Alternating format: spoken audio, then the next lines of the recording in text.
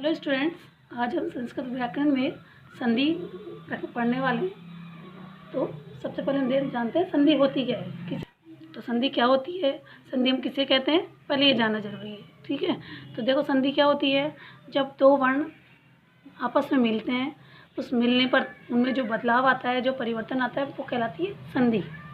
ठीक है, दो अलग अलग वर्ण जानते हैं आप, जैसे क ख ग वगैरह होते हैं, या आ ई, ये सब वर्ण होते हैं, स्वर और व्यंजन वर्ण जो होते हैं। तो जब दो वर्ण पास पास आते हैं, उनमें आपस में मेल होता है, उससे जो बदलाव होता है वो कहलाती है संधि। ठीक है, ऊपर डेफिनेशन लिखी हुई है इसमें। दो वर्णों के परस्पर मेल के कारण होने वाले परिवर्तन को संधि कहते हैं। ठीक है, दो वर्ण जब आपस में परस्पर मेल होता है उनका, उससे उनमें जो परिवर्तन होता है उसे हम संधि कहते हैं। जैसे दे रखा है देव प्लस आलय है। देव व में कौन सा स्वर जुड़ा हुआ है, तो देखो व, यानी व कब बनेगा, सॉरी व पूरा कब होगा, जब व में ए स्वर जुड़ जाएगा। तो व प्लस ए मिलके व पूरा बनता है, वरना तो व आधा रहता है, व्यंजन वर्ण तो आधा होता है जब तक उसमें स्वर नहीं जुड़ता। तो इसलिए यहाँ व में ए जुड़ा हुआ है और दूसरे टुकड़े में आ है। जब ए और आ मिलके आ बन गया, समान स्वर थे दोनों तरफ, तो ये होते हैं, क्या कहलाता है, संधि कहलाती है। कि जिसमें दोनों का मेल हुआ, और मेल होने से क्या हुआ, व में जो ए था वो ए बदल गया आ में, दोनों मिलके आ ही बन गए और देवालय हो गया।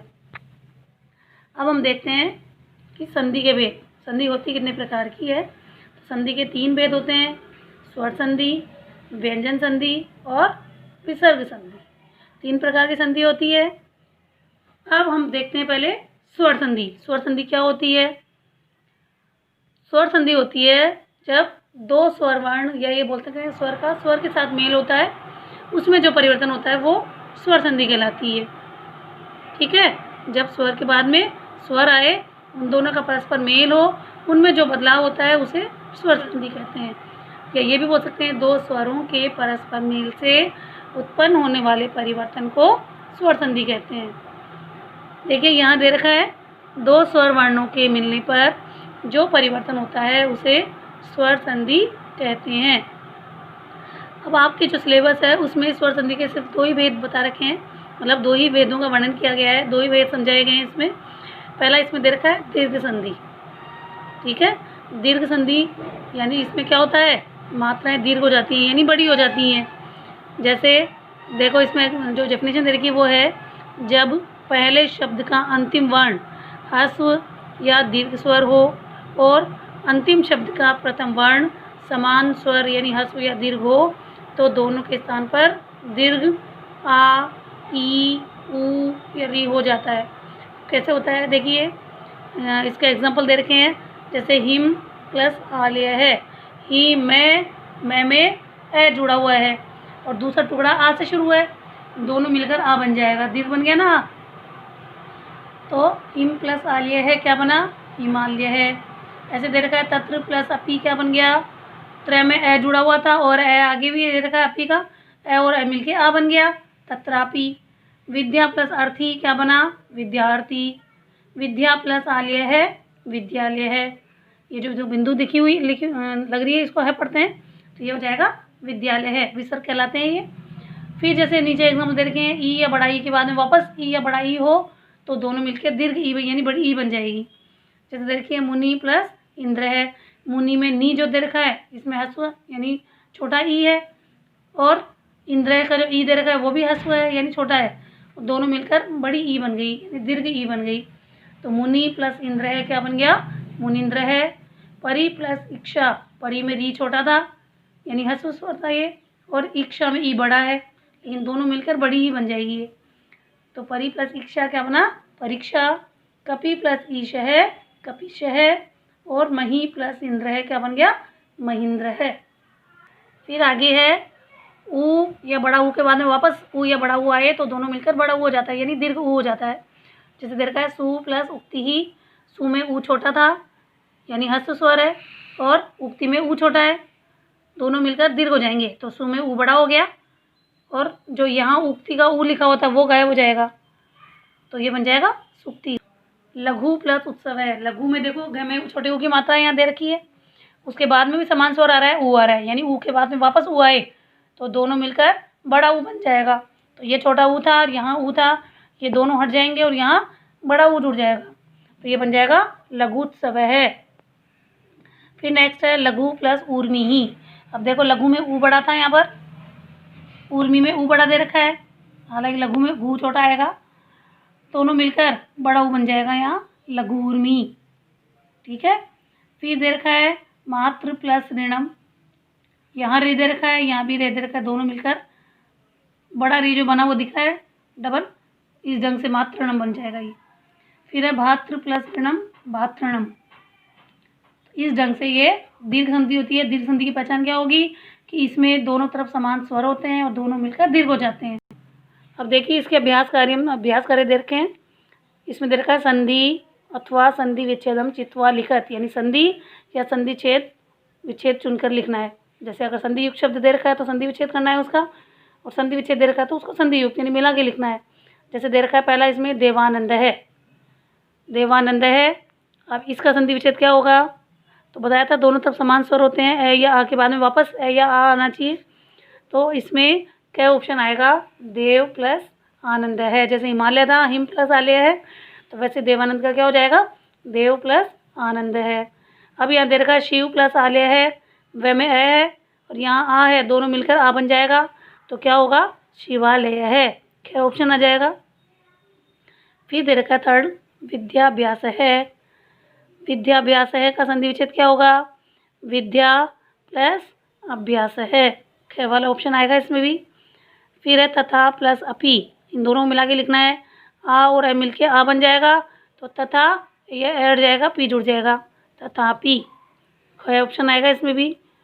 फिर है मुनीश्वर, ई आ रहा है मुनि में नी, यानी ई आ रहा है, हमें हो ई चाहिए, बड़ा ई कैसे मिलेगा, जब पहला टुकड़ा भी ई से एंड और दूसरा भी ई से शुरू हो, तो मुनि प्लस ईश्वर। अब मुनि में नी में मात्रा कौन सी लगती है, छोटी की, तो मुनि प्लस ईश्वर है, मुनीश्वर, ख वाला ऑप्शन आ जाएगा।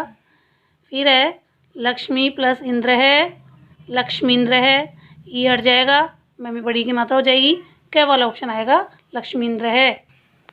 अब नेक्स्ट है गुरु प्लस उपदेश है, ऊ और ऊ मिलके बड़ा ऊ बन जाता है। ठीक है, बड़ा ऊ बनते ही ये ऊ उड़ जाएगा यहाँ से, यहाँ ऊ की मात्रा बड़ी ऊ की बन जाएगी, गुरु उपदेश है, इस ढंग से हो जाएगा। फिर है वधूत्सव है, इसका संधि विच्छेद करेंगे तो दोनों तरफ समान स्वर होंगे, वधु प्लस उत्सव है, ऊ से ही एंड करेंगे, दूसरा ऊ से ही शुरू करेंगे। अब वधु में वधु कैसे लिखा जाता है, वधु प्लस उत्सव है। फिर है पितृ प्लस ऋणम, पितृणम आएगा ये वाला। ठीक है, और मातृणम में मातृ प्लस ऋणम, मातृणम, ख वाला ऑप्शन आ जाएगा। इस ढंग से ये तो अपनी हो गई दीर्घ संधि। अब है गुण संधि, अपने सिलेबस में दीर्घ संधि और गुण संधि दो ही हैं। दीर्घ संधि समझ में आ गई होगी आपको कि जिसमें दोनों तरफ समान स्वर हों और दोनों मिलकर दीर्घ हो जाएं, वो दीर्घ संधि होती है। उसकी पहचान क्या होगी, उनके शब्द के बीच में आ की मात्रा, बड़ी ई की मात्रा, बड़े ऊ की मात्रा ये मिलती है। अब है गुण संधि। गुण संधि में क्या होता है, जब ए या आ के बाद में ई या बड़ा ई, ऊ या बड़ा ऊ या री आए तो दोनों उनके आने पर दोनों वर्णों के स्थान पर क्रमशः ए, ओ या अर हो जाता है। इसका मतलब क्या हुआ, ए या आ के बाद में ई या बड़ा ई हो तो दोनों बनकर क्या बन जाएंगे, ए बन जाएगा। ए या आ के बाद में ऊ या बड़ा ऊ हो तो दोनों मिलकर ओ बन जाएगा, और ए या आ के बाद में री आ रहा हो तो ये अर बन जाएगा।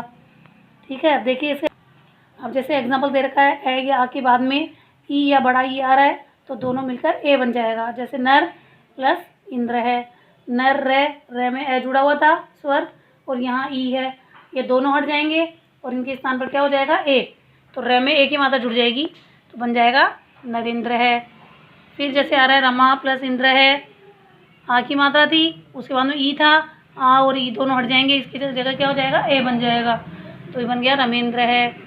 फिर रमा प्लस ईश है, रमेश है, और गण प्लस ईश है, गणेश है, इस ढंग से। अब है या आ के बाद में अगर ऊ या बड़ा ऊ हो तो दोनों मिलकर क्या बन जाएंगे, ओ बन जाएंगे। सूर्य प्लस उदय है, सूर्य में ए था और यहाँ ऊ है, दोनों मिलकर ओ बन जाएंगे, सूर्योदय है।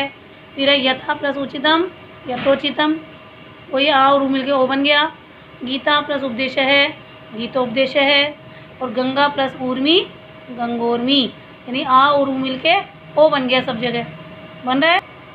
फिर नेक्स्ट अपना है या आ के बाद में री हो तो अर बन जाएगा, जैसे देव प्लस ऋषि, देवर्षि। ऐ था इसमें, यहाँ रह था, दोनों मिलकर अर बना, तो वह में तो ऐ जुड़ गया और ये आधा रहता ऊपर चला गया, तो देवर्षि ही हो गया। महा प्लस ऋषि, महर्षि। वर्षा प्लस ऋतु, वर्ष ऋतु।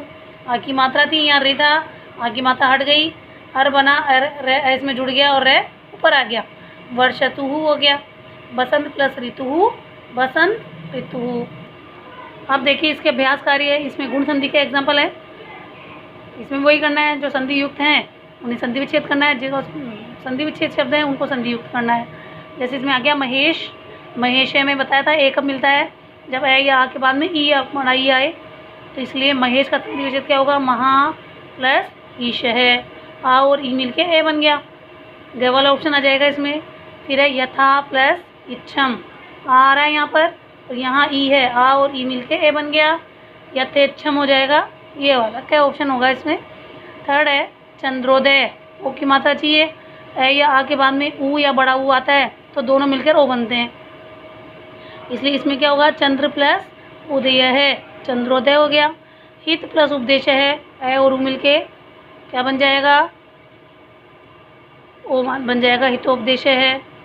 फिर है यमुना प्लस उत्कम, आ और ऊ मिल के वापस ओ बनेगा, यमुनोत्कम। जल प्लस उर्मी, ए और ऊ मिल के वापस ओ बनेगा, जलोर्मी। ग्रीष्मोत्सव, ओ की मात्रा आ रही है इसमें, तो वही ए और ऊ आ जाएगा, यानी ए या आ से तो एंड होगा, दूसरा ऊ से शुरू होगा, तो ग्रीष्मोत्सव का क्या होगा, ग्रीष्म प्लस उत्सव है। ब्रह्म प्लस ऋषि, ब्रह्मर्षि, इसमें ऋषि बताया था, ऋषि कर रहे ऊपर आ जाएगा आधा, तो ब्रह्म ऋषि ऐसे हो जाएगा। देवर्षि ही, देव प्लस ऋषि ही, ख वाला ऑप्शन आएगा इसमें। और लास्ट है सप्त ऋषि ही, सप्त प्लस ऋषि ही, क वाला ऑप्शन होगा। ये अभ्यास कार्य अपनी कॉपी में करने हैं आपको, और बुक में से आपको दीर्घ संधि, गुण संधि और इनकी परिभाषा याद करनी है।